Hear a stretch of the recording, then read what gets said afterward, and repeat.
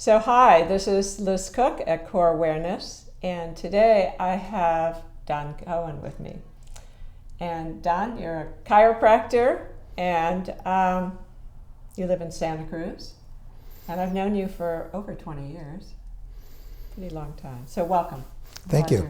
Glad to be here. Yeah, so I want to pick your brain. You know a whole lot of things about proprioception. That's where I want to go. But I know that I want to first kind of build on all your experience, because you're a phenomenal therapist, practitioner, doctor.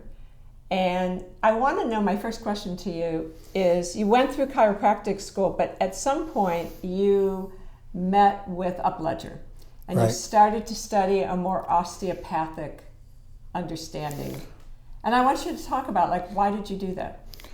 Okay. When I first went to chiropractic college, I didn't really know what chiropractic was.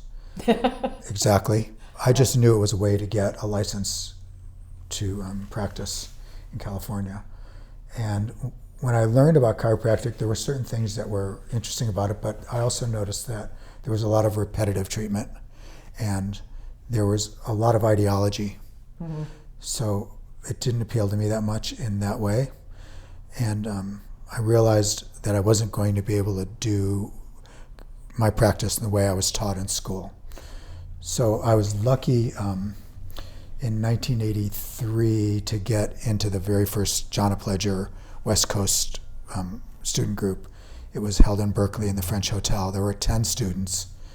And both Karen and I got into that. There was a lot of clamor to get into it, and we were lucky to be chosen.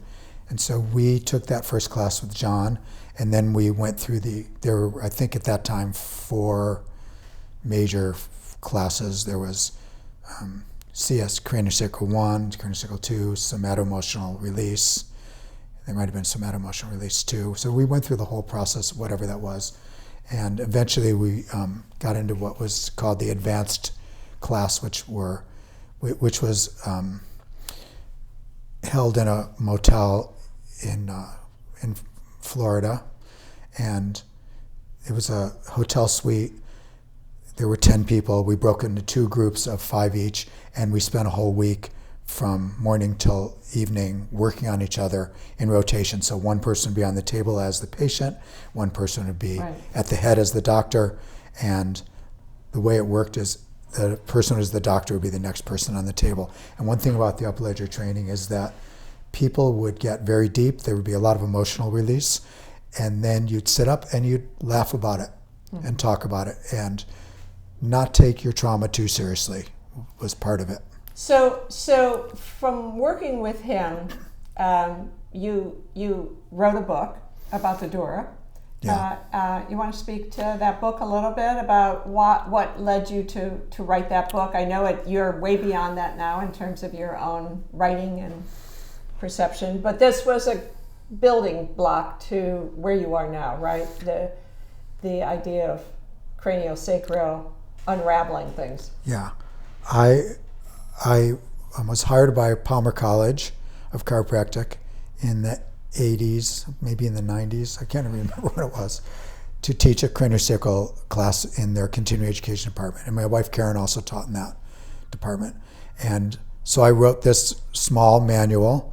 I printed it at Kinko's, and it was bound at Kinko's. I put it aside. We have somewhere. Yeah. Anyway, it was Kinko's bound. I'll put a resource to it. And at one point, I got a call from John Upledger, and someone had given him my manual, and he called me up and he asked me if he could publish the book. And I decided not to let him publish the book, but to publish the book myself. And North Atlantic Books had called me. They were the same publisher that John used. So they called me on their own and asked me if I was interested in publishing the book. So that was your first kind of information to the public. One of the reasons I want to do this interview is that I believe that people who are interested in osteopathy and chiropractic, massage, the forms of bodywork that have been extracted from osteopathy, like orthobionomy, and should know you. and should know of your work and know where you've taken your work, because it's so beyond your capacity to read body and go from whether it's an injury or an ache or pain or whatever, and track it in a way that leads to not only the recovery of the injury, but actually the precursor to the injury. Right. And so I really want you to get right into it. Okay. How do you describe your work to people? I can maybe start by describing the two trains of thought that I came through. One of them was applied kinesiology, which was a system of muscle testing that's associated with acupuncture meridians, organ systems, nutritional requirements, and reflexes. That my very good friend who I grew up with was a chiropractor a few years before me, and he had studied that with Goodhart, the guy who developed it. And he was very generous and trained me to do that. And when I first got out of school, and I did that for a couple of years, 2 years. But after a while, I began to doubt it because there was an assumption that needed to be made that the associations that were critical to practicing applied kinesiology were true. In other words, I couldn't really feel as a professional that I could tell someone that because their sartorius muscle didn't lock that they had an adrenal problem. I just didn't feel confident. Like, why do I think that? And at that same time, I had met John Upledger and started to be trained. And the thing about my practice, I'm a chiropractor. People come to me, they want me to get them out of pain today. Yeah, they do. And so that's why you go to a chiropractor. Right. And so. But you're not a pop and pay. Pop and pray. Pop and pray. Well, I think pop and pay too, right? You know, kind of chiropractor. Yeah. Right. Yeah. So I was confronted with the fact that people were coming and paying me to fix them, and I didn't really exactly know what I was doing in the beginning. So I started to study, and I realized at a certain point that even though I did not fully endorse applied kinesiology, that the muscle testing exam was a valid exam. So I kept that, and I decided to just observe as best I could what it really meant, so that when I said something to a patient about what was going on in their body, I felt confident that that was really what was going on in their body. So I just started to track it myself, and it took many years to piece together all the little details. And at the same time, I was studying with Upledger, and he was teaching me to tune into the more subtle energies.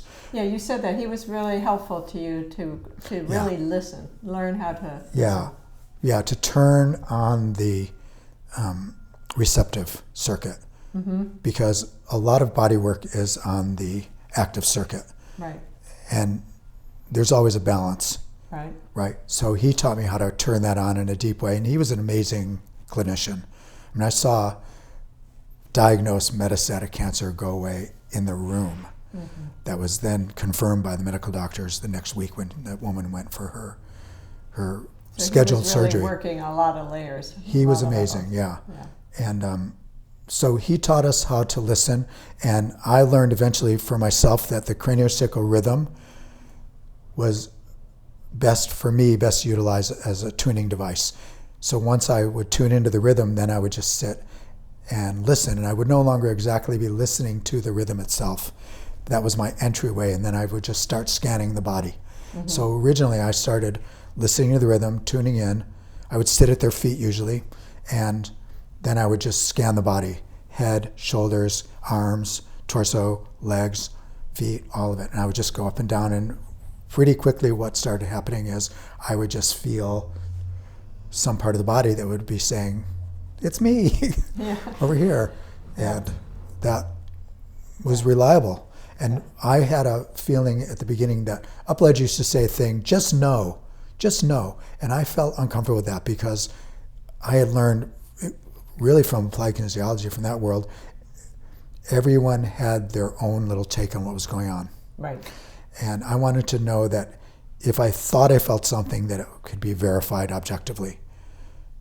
Yeah. So I would feel it, and then I would go and I would do muscle testing, which is not really a test of strength. It's really a test of proprioceptive motor response. Right. So I want to get into proprioception because as my focus is the Psoas, and I'm a layperson, so it's an unusual kind of focus for a layperson to be interested in.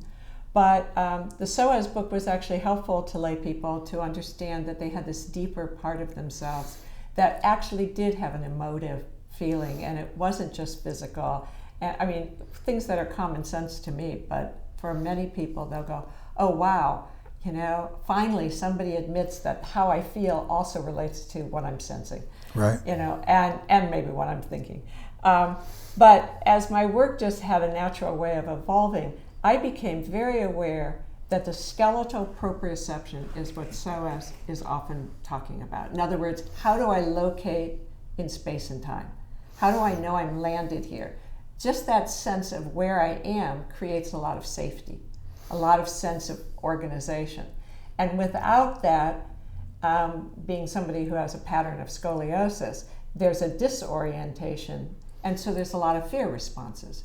So Psoas is often associated with innate fear responses, and so to me, proprioception is essential. Now, you've made it clear, at least I think you've made it clear to me, that the way I focus on proprioception, in other words, the activation of joints, of kind of bone tapping, getting into bone, knowing that the ankle joint has to move, things like that give us a sense of the vestibular system, and all of a sudden I'm in gravity, and I can feel myself in gravity, and I'm not holding myself up, I'm standing here.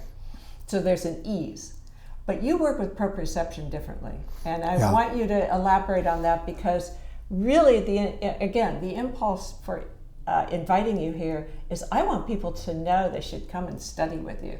That's what I think. I think that your capacity to pass this on to others is timely. Yeah, it's now. not that I'm assuming anything, just. Yeah. Yeah, so talk about proprioception a little bit. Why is that what you're working with, and maybe even clarify for me why it's not the same thing.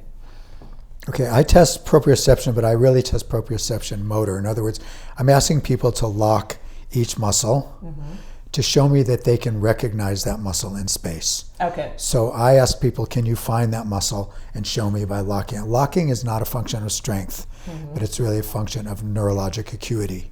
Yes. So I do a muscle exam where I test a little over 500.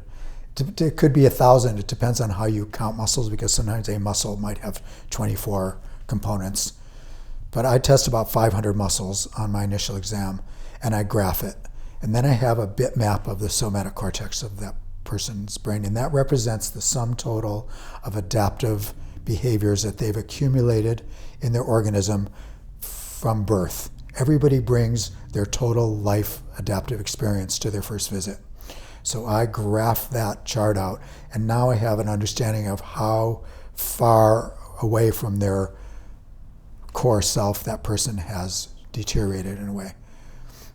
Wow. And in exactly what pattern that exists. So the very first page of I have a new book called Neurologic, The Strategies of Adaptation. It's online for free. And yes, and let's talk about that. So say the title again. Neurologic, The Strategies of Adaptation. And it's online for free. I decided not to publish a book because... Oh, look at that. Oh. A has just come in. Where'd that come from? The universe. But I wanted to say the very first thing on my webpage... Excitement of my voice. The very first thing on my webpage, which is nrl.logic.com. And I will put it in the... So the very first thing I say at the top is, your injury is also your past injuries and your future injuries. Yeah, yes, they are. Yeah, so when people come to me and they have a complaint, their shoulder hurts, their knee hurts, it's really not necessarily a new injury. No. It's actually could be linked to an old injury that had been adapted, and then sometimes the adaptation leads to further complication. Right. And sometimes adaptations wear out and they kind of start to fall apart. That's really interesting. Yeah. So Yeah. I've studied the process of adaptation. That's really the focus of my practice, is how is this organism adapted? And the craniosacral part is really in the therapeutic process, where I can sit down and feel what's going on in that person's body, because sometimes a back problem can really stem from an arm problem. Right. And I've learned over time to just feel what I can feel, do the exam, take the data, don't overthink it. I recently had a patient, it was about a year ago. I had a patient that came in. This is a guy who lives up the North Coast. He's up a mountain. He's really fit. He's out there chainsawing trees and driving his tractor. But he came in and he was wearing crutches. And he told me, I have these crutches not only to walk, but I have these crutches because if I put these down, I will collapse on the floor. I cannot hold my body weight. And he had been picking up a heavy engine and had a sudden pain. So I got him on the table, and at first I couldn't figure out what was going on. I was doing muscle exam and feeling it a little bit, and finally I sat down on his feet and I said, okay, I just need to feel this because this isn't making sense to me. And what I felt was his right triceps, even though it was a low back complaint. So I went and I checked his triceps, and his triceps would not lock. And then I went back down and I tested his low back muscles, and his low back muscles, which had been off, came on. And I went back and I checked his triceps again, and the low back muscles went off. And then I checked it again and they went on. So I worked the triceps because that's what it was showing me. And then I said to him, just out of the blue, okay, see if you could stand up. And he stood up. And I was as surprised as him, because his organism did not want to let go of that pattern of vulnerability until I had restored his triceps. And then I realized what happened is he had bent over to lift up this heavy engine. The triceps was not holding his arm up, and it started to collapse. And so what he did was he shifted unknowingly, without thinking, he shifted his torso a little bit, got his lower body under there, but it was just too much weight, and the weight collapsed into his low back. But it was really originating. That's where it began.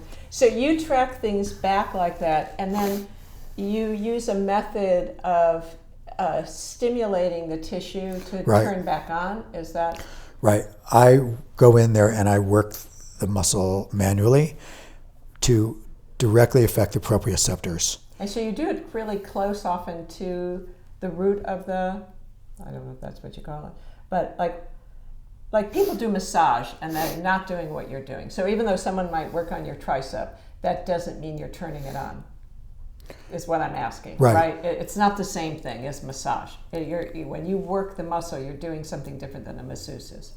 Yeah, something similar. I realized at a certain point that the organism is intelligent, and that healing is a form of communication. Yes. The function of the practitioner or the doctor is to communicate with the organism of the patient so that they can more effectively communicate with themselves, because their healing is in themselves and not in the practitioner. The practitioner is a facilitator, but if we can connect them up with their organism, the lack of connection with your own organism is really what presents with every patient. And you can see that on every level. Even cancer is the same thing on a cellular level. There's a lack of connection with the organism pattern, and we're dealing with this on a much easier level, which is musculoskeletal pain. But if the person cannot find their body in space, then they cannot use that function to stabilize themselves, because we stabilize ourselves and mobilize ourselves with the same structures, muscles and ligaments. Let's say something more about that. We mobilize and stabilize with the same structures. Right. So you're talking about bones, you're talking about muscles. Well, I'm talking about neurologic connective tissue, proprioceptive connective tissue, which means muscle, tendon, ligament, fascia. Yeah. Yeah. And then on another level, organ capsule, dura mater. It's all the same thing. They call that, Upledger call it the contiguous membrane system. And it's like nesting dolls. Right. It's concentric, right? And it's all attached. So a a lot of times people will be into the net, the fascial net. That's an important thing. I've realized at a certain point it doesn't really make sense to be into the fascial net, because there's fascia, there's ligament, there's joint capsule, there's tendon. It's all there, and you have to be able to address all of it, and not just be like, I'm into this or I'm into that. But to do right. it, So when they try to limit or specify where a proprioceptor is, you're kind of saying it's much broader than it's that. everywhere, right? It's everywhere. So by doing an exam, I can isolate where it needs to have work in what order, because we're dealing with the adaptive process. And adaptation is, first of all, intelligent, intentional, and highly organized, but it's like a tangle. In other words, when you have a tangled rope, what you have to do is find the free ends, untangle the top knot first. Mm-hmm. Now you have a little more rope and a little less knot. Mm-hmm. And now the underlying knot is now the new top knot. Mm. And so when you untangle that knot, now you have a little more rope and a little less knot. You could not get to that underlying knot before you took off the top knot. There's a hierarchy, there's an order of operations here that's hierarchical. And so I'm trying to find what I call the primary adaptation, which is that adaptation that has the most global effect on that person's organism right now, today. Well, that's interesting, because I often feel, having worked with you, that you actually take me to something very basic or primary that's like more important than what I'm complaining about or what I'm sensing. Right. And so, but you're actually working the layers. Right. Even though I personally sense it much more in the core of my being, I would say. Yeah, it takes me there. Well, as you know, I do the muscle work and then I do unwinding.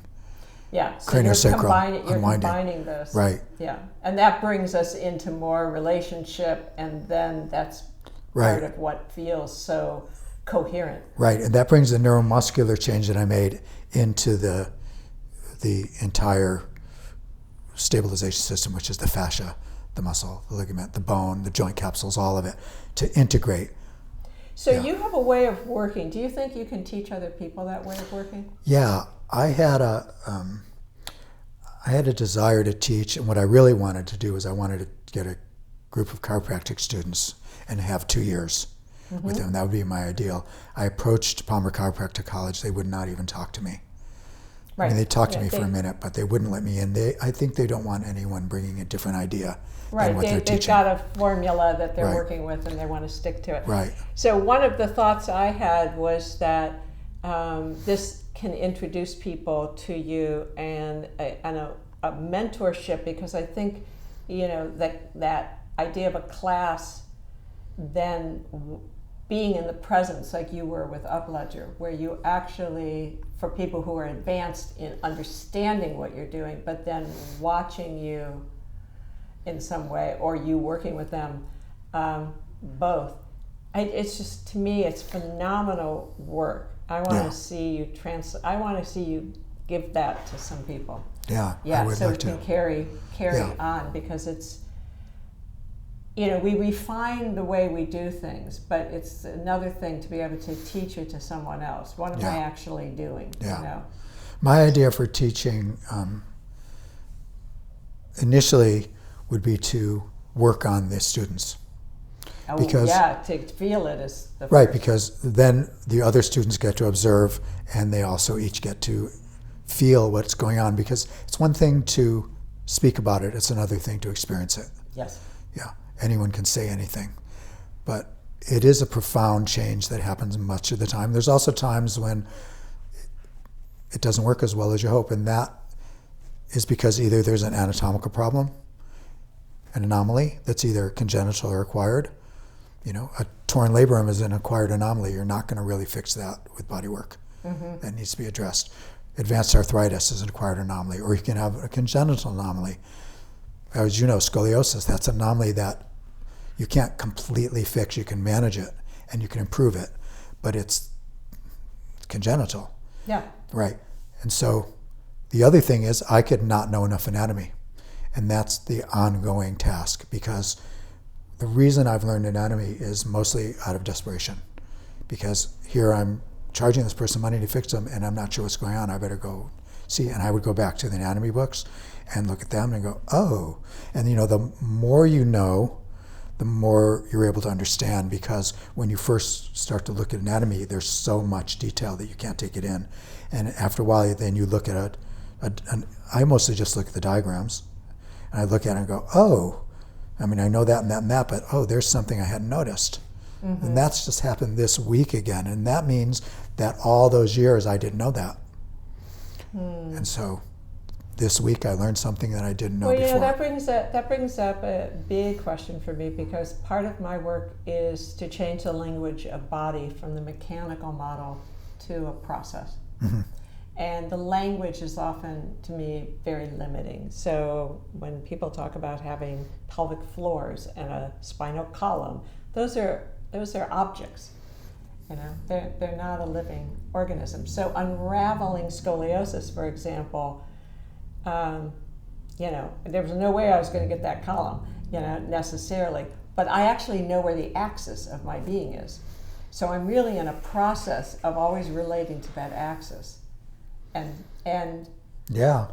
So midline, your midline. My midline. Right. I know my midline. I mean, and it took me a while to find it, but it's there whether my spine is there or not. My spine gravitates more to it as I keep sensing into it. So I'm sensing into a field, whether you call it a morphic field or an energetic field, that I'm sensing into. And as I keep going there, I'm straighter and taller. Scoliosis, you're supposed to lose your height. I'm the same height or taller than I was as a younger adult. It's like, yeah. And none of the symptoms of sclerotic patterns. I can sense it, but it doesn't hold, it doesn't have a torque to it, because I'm more in my midline. Yeah. So speak to midline, speak to that, because in a way that's an osteopathic, it's a biointelligent perspective rather than anatomy being, if I just knew all the parts, I would figure it out.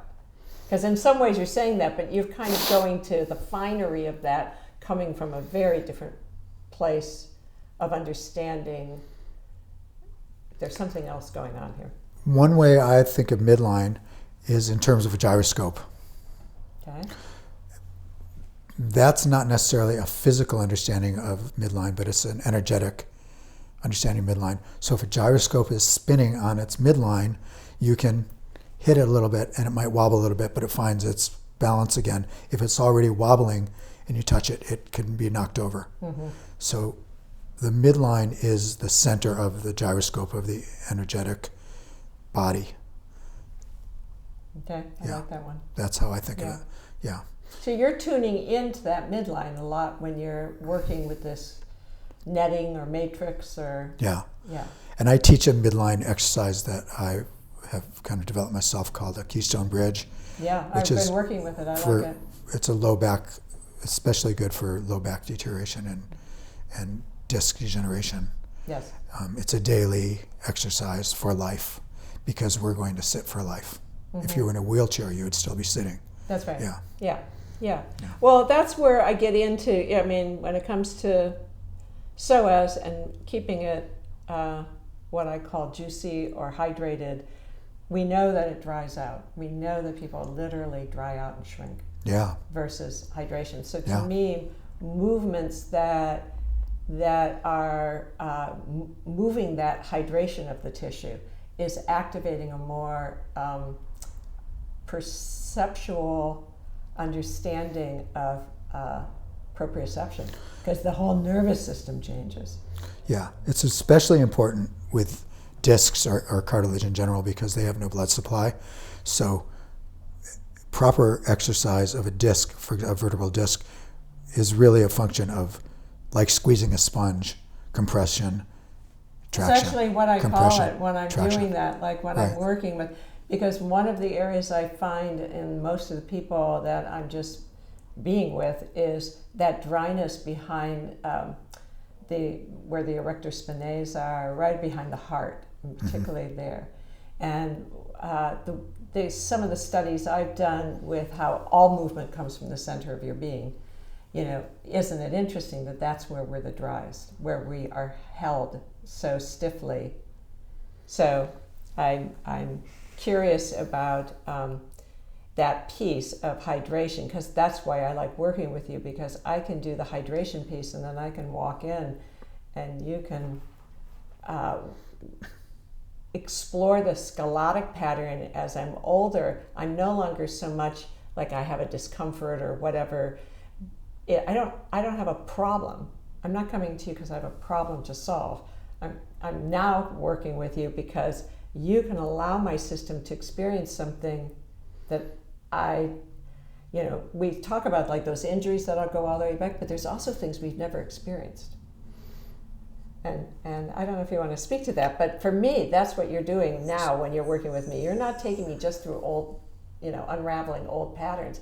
You're actually introducing movement that my ribcage hasn't ever experienced, because it was twisted, torqued in a certain way. Yeah. And I can. That's play the unwinding, with that. Yeah, but yeah. you help unwind that. Yeah. So it feels like you're coming in at all these different ways, and that's an art form. Because if you want to unwind the spinal column, it's also important to make sure that the ligaments that hold the spinal column to the sternum and to the vertebra are competent. Yeah. And that they're holding together. Otherwise, you might unwind it, but then there's collapse. Yeah. And so you want to work on as many of those levels as possible. Yeah, so you're working very three-dimensionally in that right dynamic, rather than, I think mechanical models tend to be very flat. Yeah. They don't have volume to them. Yeah. Yeah. Yeah.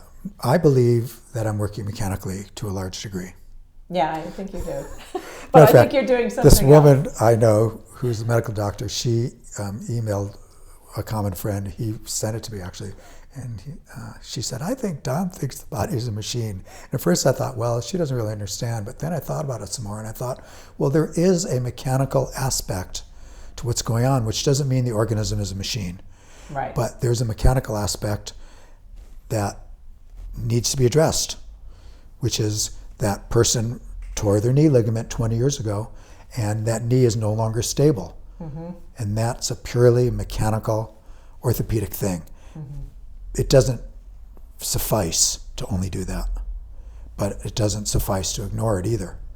Right. That's a real place at play, because I have watched people grow new spines and do miraculous things by working with fluid tissue, like hydrating tissue through movement. Very subtle micro movement type of stuff. Mm-hmm. That is just like watching a river restore itself. It's not about digging out the river. It's actually about removing, the things that interrupt that ability for life to flow. And so it's just fascinating to see that you might have that idea, and I think you do, in the way you approach the work to really have a result, that's tangible. Exactly. Right. Yeah. But there's so much else going on. Right. But the patient wants that. No, I know. That's why they come. You're a chiropractor. That's why you go. You get it done. Right. It's like you go to the car mechanic to get it done. Right. So you've really, I guess what I'm trying to say, and hopefully you've walked a really interesting path, because you really are doing something else, but you also stick to that purity of what you know. Right. And hopefully the patient ideally would be better than they were before the injury.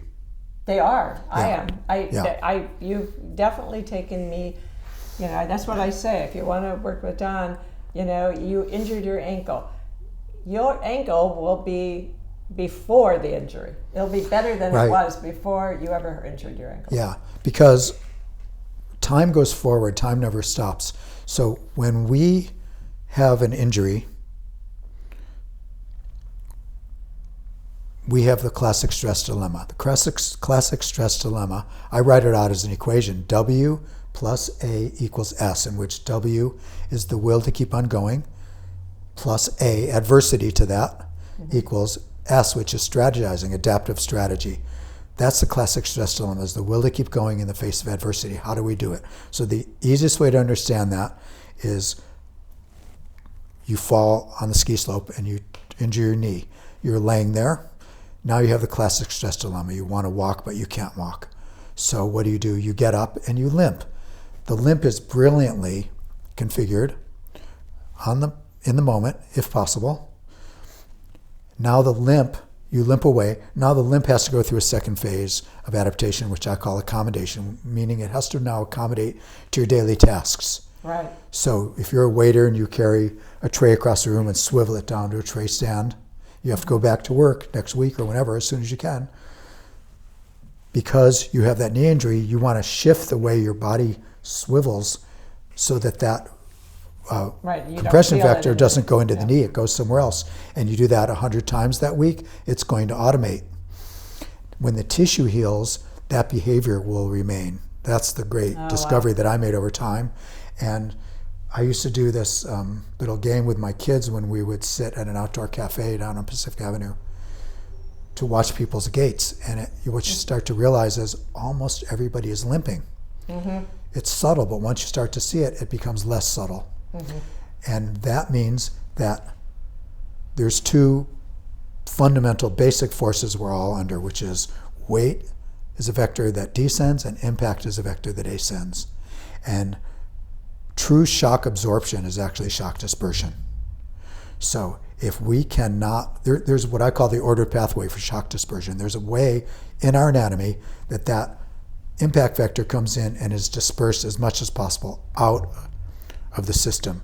Wherever that impact vector collides repetitively in the system, that's called osteoarthritis. Yeah. So you see these people limping and you realize those people are more likely to have their hips replaced because they're absorbing shock. And the most common place to really absorb that, a really common place, is at the angle of the femur where it goes into the hip. Mm-hmm. Right? Over and over. They say the average person without running or hills takes 3.5 to 4 million steps a year. Now people are counting their steps. Oh, I did 10,000 steps. Yeah. Well, that's 10,000 impacts. Right. And so I'm not saying you shouldn't have that impact, but it's important then that you have as efficient an organism, absolutely, a structural organism as possible, or you're going to have collision in a joint repetitively and that will degenerate. Mm-hmm. That's true of machines as well. Yeah. That's why they have engineering, to take any force that goes into a system and, if possible, drive it out of the system, and if not possible, take it equally through the whole system without a focal point, because wherever there's a focal point it will deteriorate. And that's true in our body. Right. There was actually a treadmill that I was on that people had used a lot in this gym, and he said, it's starting to break down because the people's actual pace and their torsion in their body was starting to have an impact on the metal. Right. So that's again to me where, for me, a lot of the hydration piece comes in, because there's no buoyancy. If we're dry, then we're actually pounding those hip sockets. Right, and you just brought up an interesting concept of torsion, mm-hmm. because torsion, the word distortion is the word torsion, distortion, and torsion is the result of lack of stabilization. Mm-hmm. So let me get back to the concept of stabilization and the muscle exam mm-hmm. for a moment.